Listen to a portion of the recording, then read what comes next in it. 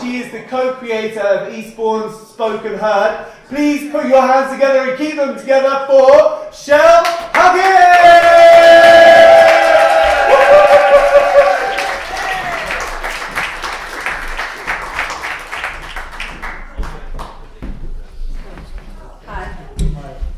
Really cool to be back and asked to do this. So was told I could do that up to 25 minutes. That's pretty much all of my poems, which made a really easy structure for the night for me.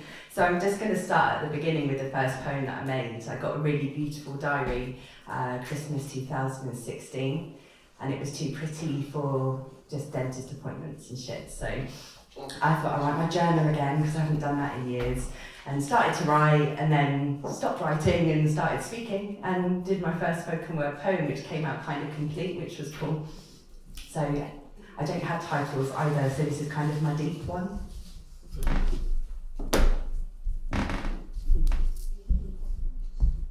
The sensation was like that of a silk ribbon, effortlessly being pulled undone as Pandora's box / my mind burst open.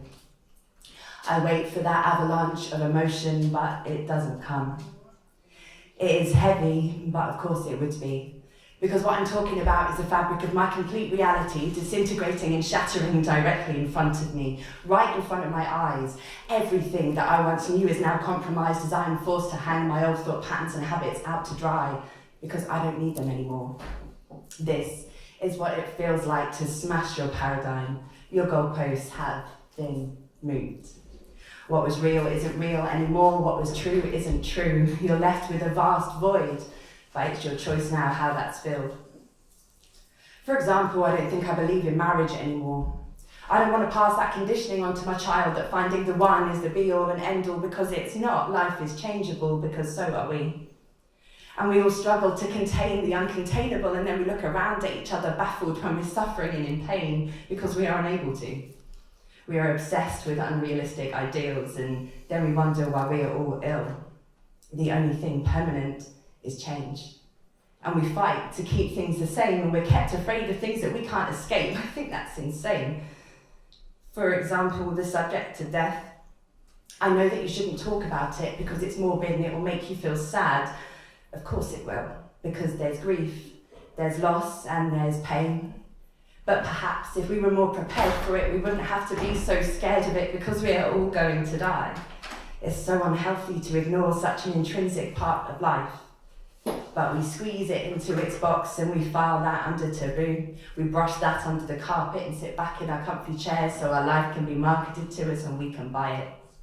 We have to put everything in a box. And then we spend our lives trying to make space for them in the cluttered shelves of our mind, and the result is you walk blindfolded through life.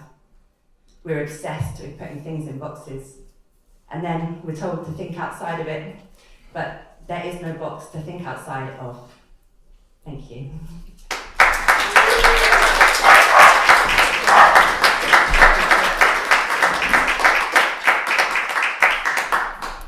Yeah, so I was thrilled that I realised I could do spoken word. It was really cool. And the poets that I'd always really liked watching myself had always spoken about stuff that they feel really passionately about. So that's what the next couple are from me. So I call this my feminist one. But really it's more just about the importance of educating our children openly about sex, because otherwise the education comes from the internet and porn.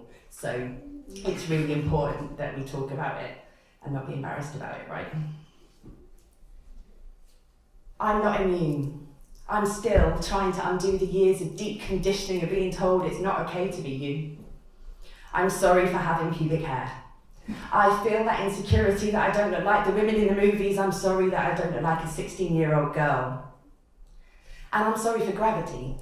I tried to buy a cream to help with the elasticity, but it didn't work, obviously. So I'm left cursing physics because I don't look 17 at 33. And I'm sorry for eating food. Sometimes loads, and not working out because I can't be asked. I'm more sorry that there's not more education for our children of what is such an obvious epidemic of prolific proportions where insecurity is encouraged as a societal norm.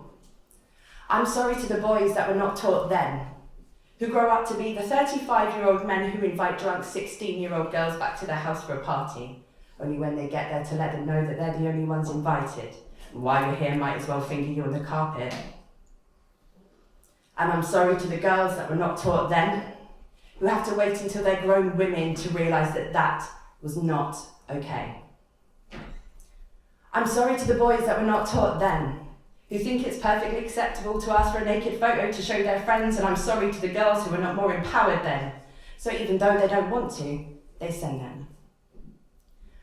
I'm sorry to the people that don't have time to think of what they could be because they're too concerned with what they should be.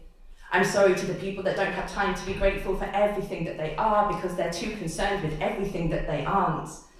And I'm sorry to the little girls that are told because you have a vagina that you can't. I'm sorry to the tears that fall on faces they're not supposed to appear. We all know that big boys don't cry, right? I'm sorry that we're so afraid of the words clitoris and masturbation, and we don't give young people basic information on the joys of mutual consenting pleasure when they start on their inevitable exploration of themselves and each other. And I'm sorry to the parents whose biggest fear is teenage pregnancy, because that is the least of your worries, believe me. Thank you.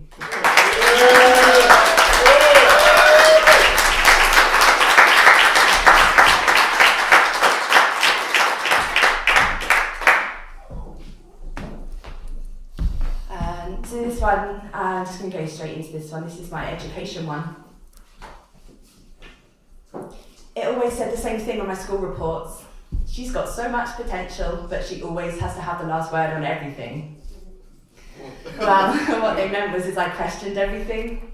I didn't take what they said as gospel. It doesn't make it truth because it's said in a school. I was aware that I was being taught to not question the rules or the people that made them, and I felt like they were trying to keep our minds small. You see, I think that young people's minds are bigger than this. They do have the capacity and they're capable of so much more, and they're constantly told that they might not be, and that is a tragedy. You're told from this high to keep your dreams firmly rooted in reality. You can't be an artist because there's no money in it. Well, perhaps, if I'd dedicated my life to it, from the moment that the dream was realised at the age of 8, I wouldn't be now just starting on that journey in my 30s a little late. And this is the institution whose sole purpose is there to nurture our growth, enrich our brains so we can critically think on our own, but my reality, I was taught nonsense by rote. I know so much about the Tudors and Stuarts. In history, being taught about the plague, the fire of London, Henry VIII, I wasn't taught about the Crusades or the slave trade. And we should be teaching young people about human rights, about equal rights, about wrong and right, about treating each other right. We need to talk to young people about discrimination and prejudice, and that conversation now more than ever needs to include racism and white privilege. We need to expand the curriculum and talk more about just the weather and talk about real environmental impact, because this is a generation that is going to have to find solutions to that. We need to be engaging young people in current affairs and exercising their right to vote. We need to be encouraging them and inspiring them to become an active part of their society, because if we don't, then many won't. Everyone says that the youth of today is so apathetic about politics. Of course they are. Have you seen the fucking state of it? And also they've never been empowered enough to believe that they have the power to change it. Everything is just always packaged up neatly and presented to us, finished with a white little bow. As they spin us yarns, narrowing our minds so it's only their perception we know. Well, that's not going to create young people that are going to change the world, because they won't know that the world needs changing. And don't get me wrong, teachers, you're amazing. It's the system itself, it's just so outdated, and we're letting down generation after generation. Now we're cutting music and arts classes. We need to be encouraging young people to be creative. Most of the jobs available now in 20 years' time, they're all going to be automated. Changing the world is not going to be down to you and me. And it's going to take a damn sight more than 5 GCSEs. Thank you.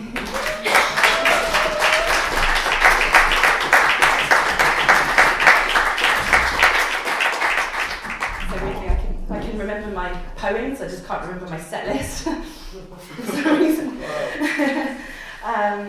Okay, so last time when I did the slam, I shared a really personal poem about my mum's experience with addiction and alcohol.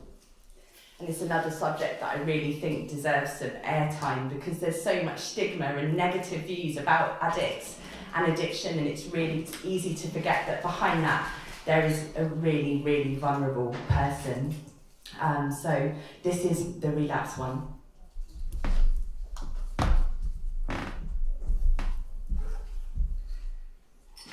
There was a time when the word relapse would bring us to our knees.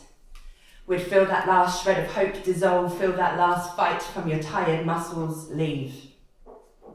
Because there were times when we were foolish and naive, and when she was sober, we'd believe that maybe this time this could be it. And now we understand that over may never be what this is. There were times when it was so life-consuming that we took her pain and her struggle on as if it was our own, and it's taken us until now to understand that yes, we walk with her, but this is not our road. You see, me and my brother, we made a pact early on. We'd never leave my mum's side. We'd stick together, and even when she couldn't, that we would always try. And I have to admit that part of my reason for that is if the worst ever happened, the responsibility wouldn't feel like mine. But it's so hard to break the ties, that codependency, and fully accept that this is her life. And she can make her own decisions, even if we think they're wrong, because that is her right. Now, when we hear the word relapse, it takes on a different meaning. It's just a painful and chaotic reminder that she hasn't finished healing, and maybe she never will. And maybe that's okay. Maybe this is just about her learning to cope with life in a less catastrophic way. Because relapse isn't the end of recovery, although it does feel like it. It's a part of recovery. It's the nature of the beast. It's the way that it goes. It's just a part of an addict's long, paved with gold yet potholed road. Thank you.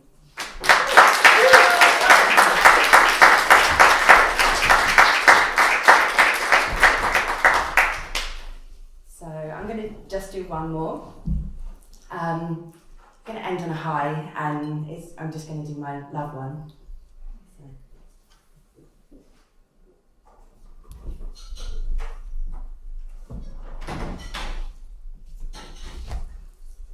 Quick, press pause. I want to stay in this moment forevermore. It would be amazing if just like this we could stay stuck in an eternal transcendental love energy exchange Groundhog Day. Let's hold hands and beg the gods to pour amber from the skies. A love like this, it deserves to be fossilized. It would make an excellent find for a future intergalactic archaeologist. They wouldn't be able to believe their eyes. Let's make a pact to resist all that insists that this should be this and that should be that. Let's put collective finger up to all that contrives to control, influence, and condition our lives. Instead, let's find a rope ladder and climb up into the skies. We can carve our own path, etch our name in the clouds, and dance with the stars until we become them. We can hopscotch through time and congratulate the moon. You can thank it for the tides, and I can thank it for my flow. Then we can sit together on its crescent, dangling our legs off of the edge, throwing moon rocks at passing UFOs, until it's tea time and time to come home. And now that we're back, we can let the moment go, because that means that now it's time to press play. And that's all we ever really want to do together anyway. And given our track record, I think it's safe to say that the next moment has every potential to be just as beautiful, if not more, than the exceptional moment that's just passed before. I don't want things to stay the same. I want things to continually change. I never want to stop discovering you. I never want to stop being discovered by you. I never want to stop discovering with you. I want to always bear witness to you with fresh eyes. That way, every time I see you, it'll be like it's for the first time, and that's how we get to keep the dance alive. Because we can dance in and out of moments just as bravely as we dance within them.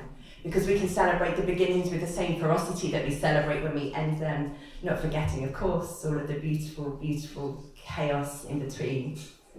And what I love more than anything is that, I hope other people appreciate this poem, but only we really know what it means. Thank you.